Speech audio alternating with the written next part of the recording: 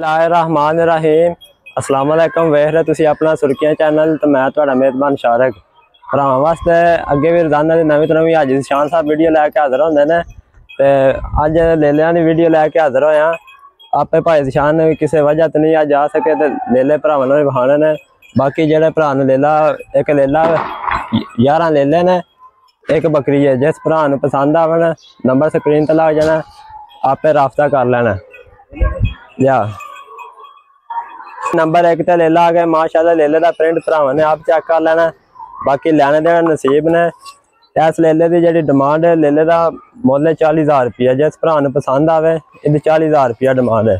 अगे आ गया जी यह नंबर 2 वाला जो लेला है। जिस भरा नूं पसंद आवे यह भी 40,000 का दे छड़ांदे। अगे आ गया नंबर 3 ते। जिस भरा नूं लेला पसंद आया यहदी डिमांड है 45,000 रुपया।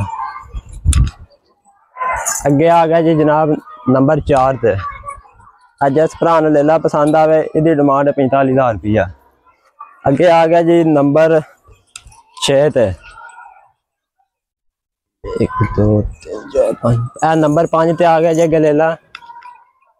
जिस भरा नूं पसंद आवे इसकी डिमांड है 50,000 रुपया। अगे आ गया जी 6 नंबर ते। जिस भरा नूं लेला पसंद आवे इसका 45,000 रुपया। अगे नंबर आ गया जी 7।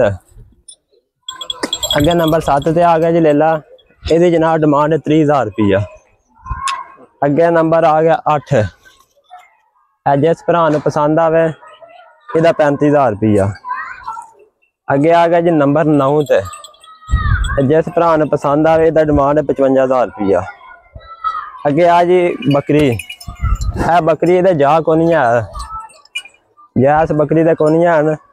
जिस भरा दुध वास्ते लैनी है जी इसकी डिमांड है 70,000 रुपया।